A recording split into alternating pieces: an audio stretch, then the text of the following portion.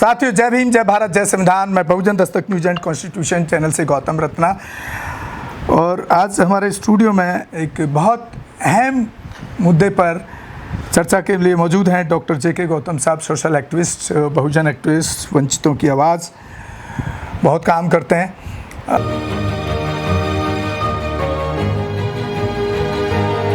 समाज के लिए। डॉक्टर साहब, एक बड़ा अभी देखा होगा आपने, क्योंकि उस घटना को, पुरानी घटना का जिक्र भी यहाँ करना पड़ेगा। जिस तरह से एक यादव जो कथा सुना रहा था, उसके साथ में जिस तरह का बिहेवियर आप तो पूरा देश ही जान चुका है। गंजा किया गया, मूत्र से उसको, लेडी के पेशाब से उसको शुद्धिकरण हुआ, मारा पीटा गया। और अखिलेश जब मुख्यमंत्री था, जब मुख्यमंत्री की कुर्सी चली गई, तो वहाँ पर योगी उसको वहाँ पे गंगा जल या गाय के मूत्र से उसका भी शुद्धिकरण हुआ था। तो उसके बावजूद भी अभी पीछे उन्होंने जो घर बनाया, उसके जो उसके उद्घाटन के लिए, उद्घाटन क्या कहूँगा मैं, उद्घाटन तो ये होता कि आप गए, आपने रिबन काटा, उद्घाटन हो गया। तो वो भी दोबारा से शुद्धिकरण करवा रहे थे ब्राह्मणों से, ब्राह्मणों को इनवाइट किया। तो मेरे को ये समझ नहीं आता, ये यादव समाज के इतने बड़े एक्टिविस्ट हुए हैं ललई सिंह यादव साहब, ये उनको क्यों नहीं पढ़ते। यहाँ मैं लक्ष्मण यादव की तारीफ जरूर करना चाहूँगा।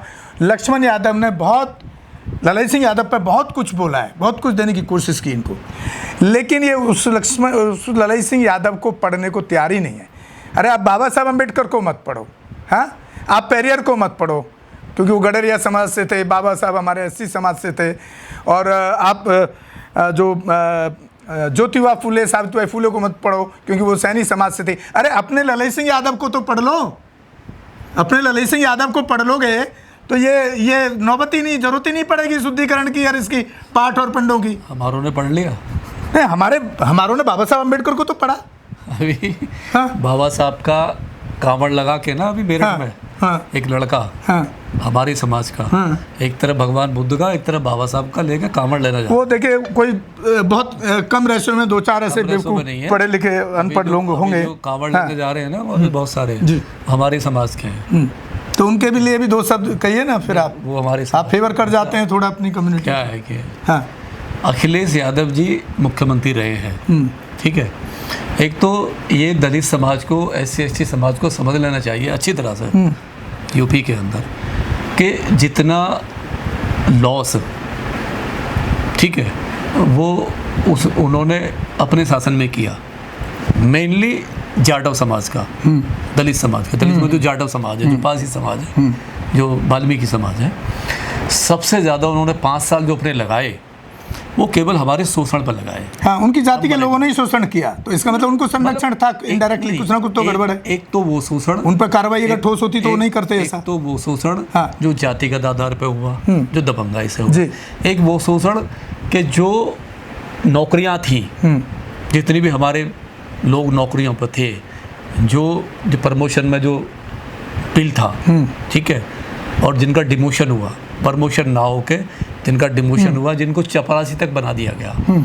एक तो वो अखिलेश जी ने खुल के काम किया, कभी भी ना तो उनको बाबा साहब याद आए, ना पेरियार याद आए, ना ललित सिंह यादव आए, कोई भी याद नहीं आया, और मतलब भी नहीं है। अगर देखा जाए समाजवादी पार्टी की पूरी पृष्ठभूमि में आप जाओ, तो ललित सिंह यादव की तो बहुत दूर की बात है, वो किसी भी महापुरुष के नज़दीक भी नहीं रहे, चाहे वो मुलायम सिंह हो, नहीं, वो केवल राम मनोहर लोहिया जी की बात करते हैं, बाकी उन्होंने किसी को पलट कर देखा ही नहीं।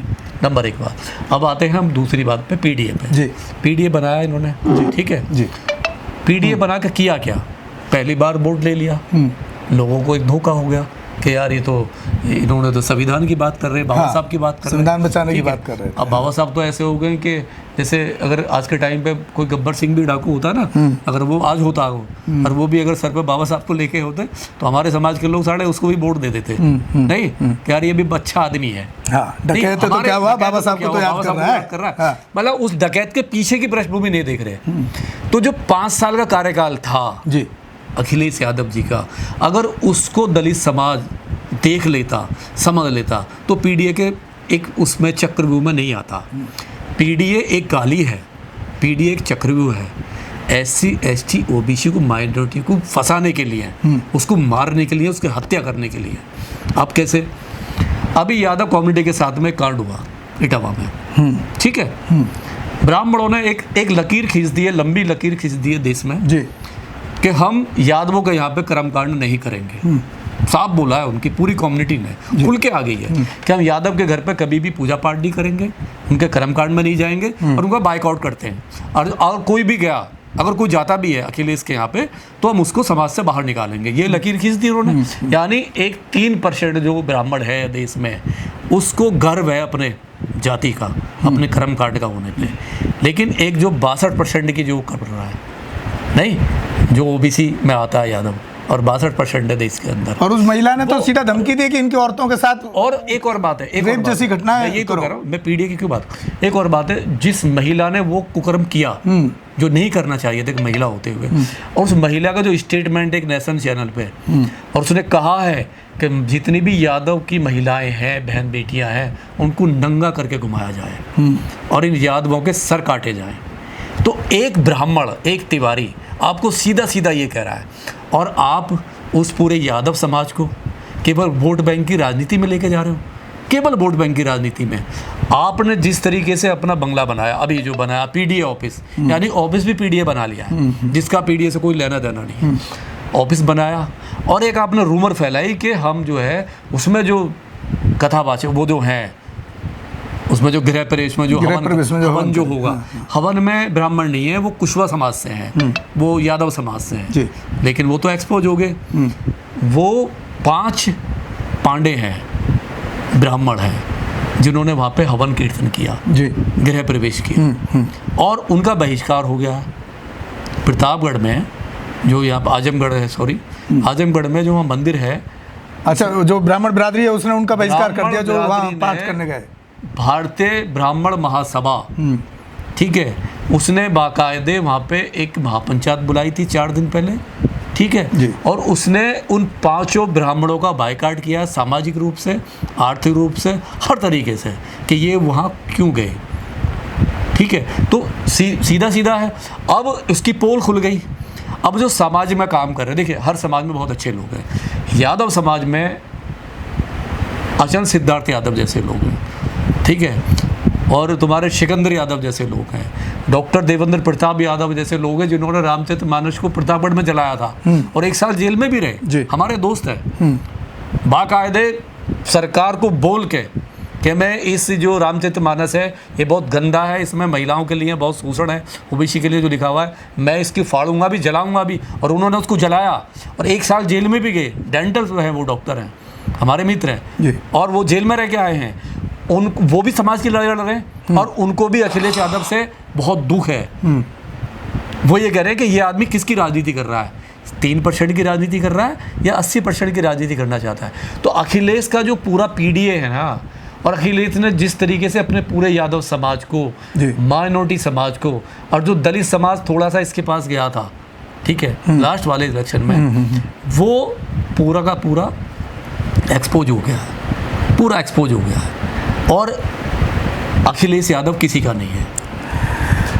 तो डॉक्टर साहब, आपको क्या लगता है 2027 में उस पीडीए की जो ताकत बढ़ी है पिछले इलेक्शन में, वो कम होगी? बिल्कुल, हवा निकल गई है। मैं कह रहा हूँ कि हवा निकल गई है, और जो सामाजिक संगठन है ना, जो ईमानदारी से लड़ाई लड़ रहे हैं रोड पे, वो इसे ख़त्म कर देंगे, पीडीए को बिल्कुल ख़त्म कर देंगे।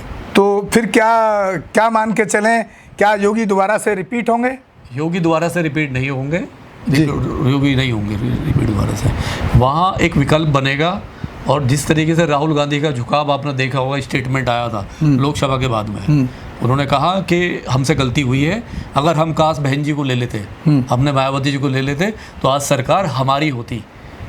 और वो घुटने पे आने को तैयार है राहुल गांधी। नहीं तो मुझे कहीं ना कहीं ऐसा लग रहा है कि ये मायावती को राहुल गांधी कहीं ना कहीं अपने साथ में लेके आएंगे, और जो माइनॉरिटी समाज है ना, मुस्लिम जो है, वो इस यादव से, इस अखिलेश से दूर हुआ है, इस वाले उससे बहुत दूर हुआ है। खैर, कुल मिलाकर मेरा मानना तो यह है कि राजनीति तो हमेशा चलती रहेगी। राजनीति के दाव पैच, पैतरे, जाति, धर्म, ये सब राजनीति से कभी, इसके बिना राजनीति हो नहीं सकती है, मेरा ऐसा मानना है। क्योंकि मैं social reform, social justice, social awareness के लिए मैं ज़्यादा बात करता हूँ हमेशा। तो मैं समझता हूँ कि सीधी बात ये है कि आपकी लड़ाई किससे लड़ रहे हो?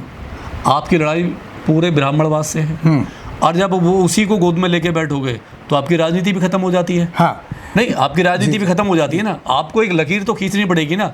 जब वो 3% हो गए लकीर खींच रहे हैं, तो आप 62% हो गए, फिर लकीर क्यों नहीं खींच सकते? सवाल ये है।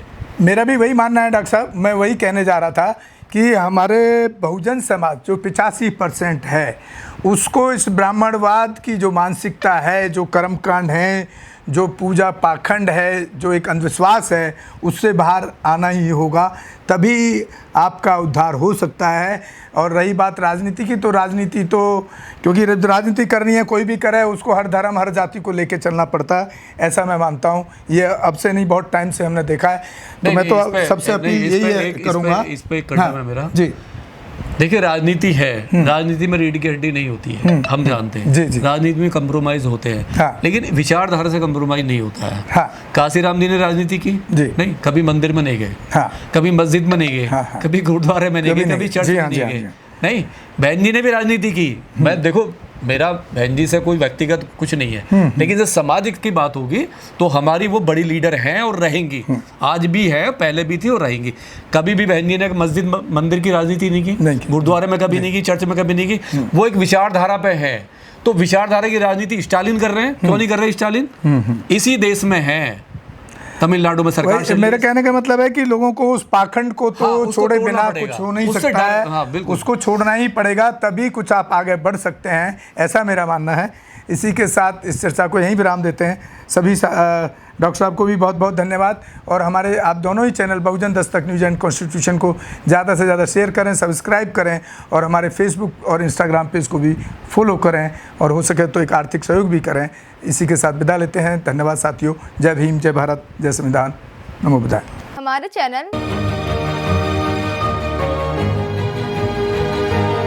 लाइक, शेयर, सब्सक्राइब देखना मत भूलिएगा। जय भीम, जय भारत, जय संविधान, नमो बुद्धाय। धन्यवाद। चैनल आर्थिक समस्या से गुजर रहा है। अगर आप बहुजन समाज में बाबा साहेब अम्बेडकर और तथागत बुद्ध की विचारधारा को अधिक से अधिक लोगों तक पहुंचाना चाहते हैं, तो हमें आर्थिक सहयोग प्रदान करें, ताकि हम अपने चैनल के माध्यम से देश विदेश में समता, बंधुता, एकता और संवैधानिक अधिकारों को ज्यादा से ज्यादा लोगों तक पहुंचा सकें। आप अपनी सहायता राशि नीचे लिखे खाते में जमा करा सकते हैं। खाता धारक गौतम रत्ना, खाता संख्या 3169576861, IFSC कोड SBIN 0060336, बैंक भारतीय स्टेट बैंक।